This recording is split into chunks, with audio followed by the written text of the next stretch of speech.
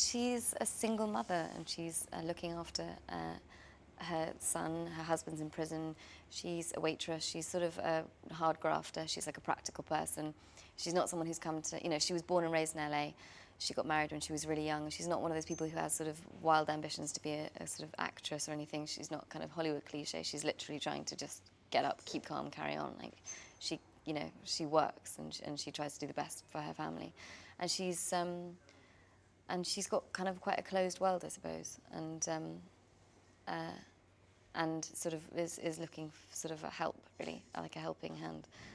And we always imagined she didn't have sort of a great family, really, and that this man that she married was essentially everything, which is why when he went away, she was sort of stuck. And she's quite kind of moral and struggles quite a lot with everything that happens when she meets Driver. He moves into the building that she lives in, and we imagine by that point that her husband, Standard, had been in prison for about 6 months, and not really for doing anything particularly terrible, just, he got caught up in some one bad thing. He's a good guy. So about 6 months after he goes away, this new guy moves into the building, and that's Driver. And they sort of have those things where you see each other and you kind of make eye contact, and it has a bit of an impact on you, but you kind of dismiss it. And she's very much like married in her mind and very kind of protective of that and wears the ring and, wouldn't try and hide that.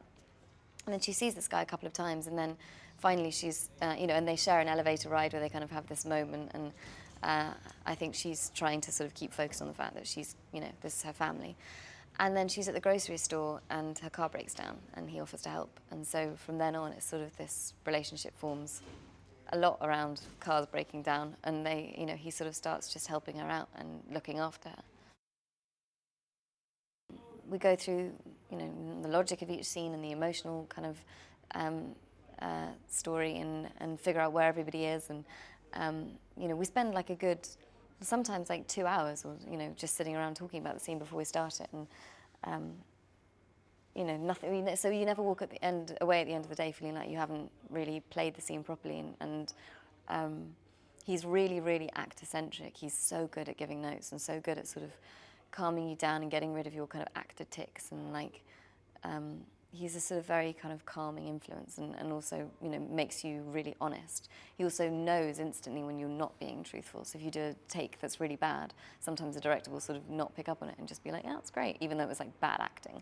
Nick kind of knows instantly before you've even said, can we go again, he's going again. So he's not a perfectionist in a sort of pedantic way, but he can identify truth and he keeps going until he finds it. And so in the scenes, it's sort of always about that. It's about sort of investigating and talking about the scene until everybody knows exactly where their characters are, which is really amazing.